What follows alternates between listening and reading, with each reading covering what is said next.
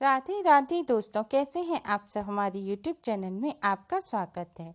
दोस्तों, आज की इस वीडियो में हम आपको रमा एकादशी की कथा और महत्व बताएंगे। दोस्तों, कार्तिक मास के कृष्ण पक्ष की एकादशी को रमा एकादशी कहते हैं। रमा एकादशी को रंभा एकादशी भी कहते हैं। इस व्रत को करने से समस्त पापों का नाश होता है। इस दिन भगवान कृष्ण की केशव रूप में उपासना की जाती है। यह व्रत भगवान श्री कृष्ण को समर्पित है। इस एकादशी को श्री कृष्ण उपासना करने से मनोवांछित फल की प्राप्ति होती है। इस एकादशी पर पुत्र प्राप्ति के लिए महिलाएं संतान गोपाल का पाठ भी करती हैं। इस एकादशी पर भगवान विष्णु के साथ माँ लक्ष्मी की पूजा की जाती है। रमा एकादशी का नाम भी माँ लक्ष्मी के नाम पर रखा गया है। इस एकादशी पर महालक्ष्मी स्वरूप की आराधना की जाती है। शास्त्रों के अनुसार रमा एकादशी के दिन रमा एकादशी की कथा सुनने मात्र से ही भगवान विष्णु माता लक्ष्मी जी की विशेष कृपा प्राप्त होती है और सभी कष्टों और संकटों से मुक्ति मिलती है। रमा एकादशी की कथा। धर्मराज युधिष्ठिर कहने लगे, हे भगवान, कार्तिक कृष्ण एकादशी का क्या नाम है, इसकी विधि क्या है, इसके करने से क्या फल मिलता है, सो आप विस्तार पूर्वक बताइए। भगवान श्री कृष्ण बोले कि कार्तिक कृष्ण पक्ष की एकादशी का नाम रमा है। यह बड़े बड़े पापों का नाश करने वाली है। इसकी कथा मैं तुमसे कहता हूँ, ध्यान पूर्वक सुनो। हे राजन, प्राचीन काल में मुचुकुंद नाम का एक राजा था। उसकी इंद्र के साथ मित्रता थी और साथ ही यम, कुबेर, वरुण और विभीषण भी उसके मित्र थे। यह राजा बड़ा धर्मात्मा, विष्णु भक्त और न्याय के साथ राज करता था। उस राजा की एक कन्या थी जिसका नाम चंद्रभागा था। उस कन्या का विवाह चंद्रसेन के पुत्र शोभन के साथ हुआ था। एक समय वह शोभन ससुराल आया। उन्हीं दिनों जल्दी ही पुण्यदायिनी एकादशी रमा एकादशी भी आने वाली थी। जब व्रत का दिन समीप आ गया तो चंद्रभागा के मन में अत्यंत सोच उत्पन्न हुआ कि मेरे पति अत्यंत दुर्बल हैं और मेरे पिता की आज्ञा अति कठोर है। दशमी को राजा ने ढोल बजवाकर सारे राज्य में यह घोषणा करवा दी कि एकादशी को भोजन नहीं करना चाहिए। ढोल की घोषणा सुनते ही शोभन को अत्यंत चिंता हुई और अपनी पत्नी से कहा कि हे प्रिय, अब क्या करना चाहिए। मैं किसी प्रकार भी भूख सहन नहीं कर सकूंगा। ऐसा उपाय बतलाओ जिससे मेरे प्राण बच सकें, अन्यथा मेरे प्राण अवश्य ही चले जाएंगे। चंद्रभागा कहने लगी, हे स्वामी, मेरे पिता के राज में एकादशी के दिन कोई भी भोजन नहीं करता। हाथी, घोड़ा, ऊंट, बिल्ली, गौ आदि भी तृण, अन्न, जल आदि ग्रहण नहीं कर सकते। फिर मनुष्य का तो क्या ही कहना।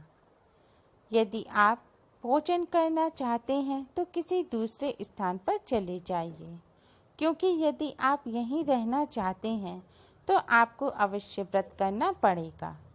ऐसा सुनकर शोभन कहने लगा, हे प्रिय, मैं अवश्य व्रत करूंगा।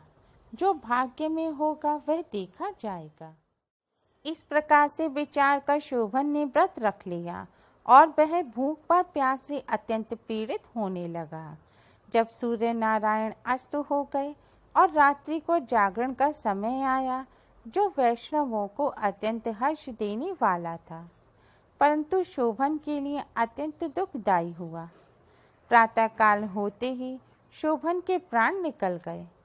तब राजा ने सुगंधित काष्ठ से उसका दाह संस्कार करवाया, परंतु चंद्रभागा ने अपने पिता की आज्ञा से अपने शरीर को दग्ध नहीं किया और शोभन की अंत्येष्टि क्रिया के बाद अपने पिता के घर में ही रहने लगी। रमा एकादशी के प्रभाव से शोभन को मंदरांचल पर्वत पर धन धान्य से युक्त तथा शत्रुओं से रहित एक सुंदर देवपुर प्राप्त हुआ। वह अत्यंत सुंदर रत्न और वैदुर्य मणि जड़ित स्वर्ण के खंभों पर निर्मित अनेक प्रकार की स्फटिक मणियों से सुशोभित भवन में बहुमूल्य वस्त्राभूषणों तथा छत्रवान चंबर से विभूषित गंधर्व और अप्सराओं से युक्त सिंहासन पर आरूढ़ ऐसा शोभायमान होता था मानो दूसरा इंद्र विराजित हो। एक समय मुचुकुंद नगर में रहने वाला एक सोम शर्मा नामक ब्राह्मण तीर्थ यात्रा करता हुआ घूमता घूमता उधर जा निकला और उसने शोभन को पहचान कर कि यह तो राजा का जमाई शोभन है, उसके निकट गया। शोभन भी उसे पहचान कर अपने आसन से उठकर उसके पास आया और प्रणाम आदि करके कुशल प्रश्न किया। ब्राह्मण ने कहा कि राजा मुचुकुंद और आपकी पत्नी कुशल से हैं। नगर में सभी प्रकार से कुशल है, परंतु हे राजन, हमें आश्चर्य हो रहा है। आप अपना वृत्तांत कहिए कि ऐसा सुंदर नगर जो ना कभी किसी ने देखा ना सुना, आपको कैसे प्राप्त हुआ। तब शोभन बोला कि कार्तिक कृष्ण की रमा एकादशी का व्रत करने से मुझे यह नगर प्राप्त हुआ है, परंतु यह अस्थिर है। यह स्थिर हो जाए ऐसा उपाय कीजिए। ब्राह्मण कहने लगा कि हे राजन, यह स्थिर क्यों नहीं है और कैसे स्थिर हो सकता है, आप बताइए, फिर मैं अवश्य वह उपाय करूँगा।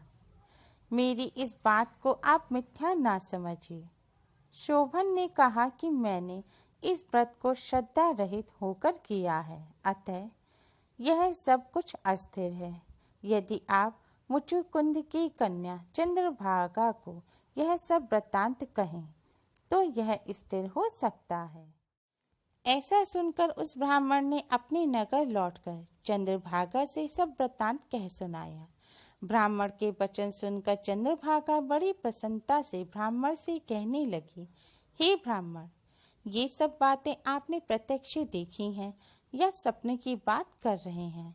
ब्राह्मण कहने लगा कि हे पुत्री, मैंने महावन में तुम्हारे पति को प्रत्यक्ष देखा है, साथ ही किसी से विजय ना हो ऐसा देवताओं के नगर के समान उसका नगर भी देखा है। उन्होंने यह भी कहा है कि यह स्थिर नहीं है, जिस प्रकार वह स्थिर रह सके सो उपाय करना चाहिए। चंद्रभागा कहने लगी, हे विप्र, तुम मुझे वहां ले चलो। मुझे पतिदेव के दर्शन की तीव्र लालसा है। मैं अपने किए हुए पुण्य से उस नगर को स्थिर बना दूंगी। आप ऐसा कार्य कीजिए जिससे उनका हमारा संयोग हो, क्योंकि वियोगी को मिला देना महापुण्य है। सोम शर्मा यह बात सुनकर चंद्रभागा को लेकर मंदरांचल पर्वत के समीप वामदेव ऋषि के आश्रम पर गया। वामदेव जी ने सारी बात सुनकर वेद मंत्रों के उच्चारण से चंद्रभागा का अभिषेक कर दिया। तब ऋषि के मंत्र के प्रभाव और एकादशी के व्रत से चंद्रभागा का शरीर दिव्य हो गया और वह दिव्य गति को प्राप्त हुई। इसके बाद बड़ी प्रसन्नता के साथ वह अपने पति के निकट गई। अपनी प्रिय पत्नी को आते देख शोभन अति प्रसन्न हुआ और उसे बुलाकर अपनी बाईं तरफ बिठा लिया। चंद्रभागा कहने लगी कि हे प्राणनाथ, आप मेरे पुण्य को ग्रहण कीजिए। अपने पिता के घर जब मैं 8 वर्ष की थी तब से विधि पूर्वक एकादशी के व्रत को श्रद्धा पूर्वक करती आ रही हूँ। इस पुण्य के प्रताप से आपका नगर स्थिर हो जाएगा तथा समस्त कर्मों से युक्त होकर प्रलय के अंत तक रहेगा। इस प्रकार चंद्रभागा ने दिव्य आभूषणों और वस्त्रों से सुसज्जित होकर अपने पति के साथ आनंद पूर्वक रहने लगी। कथा सुनाने के बाद भगवान श्री कृष्ण बोले, हे राजन, यह मैंने रमा एकादशी की कथा और माहात्म्य तुमसे कहा है। जो मनुष्य इस व्रत को करते हैं उनके ब्रह्म हत्या आदि समस्त पाप नष्ट हो जाते हैं। कृष्ण पक्ष और शुक्ल पक्ष दोनों की एकादशियां समान हैं। इसमें कोई भेदभाव नहीं है, दोनों समान फल देती हैं। जो मनुष्य इस कथा को और महात्म्य को पढ़ते और सुनते हैं वे समस्त पापों से छूटकर विष्णु लोक को प्राप्त होते हैं। उन्हें भगवान विष्णु की कृपा से समस्त कष्टों और संकटों से मुक्ति मिलती है। रमा एकादशी की कथा संपूर्ण हुई। उम्मीद है आपको हमारी ये वीडियो पसंद आई होगी। प्लीज़ लाइक करें, शेयर करें। हमारी और भी वीडियोस के लिए हमारे चैनल के श्री राधे कृष्ण श्रृंगार को सब्सक्राइब करना ना भूलें। Thanks for watching. Radhe Radhe.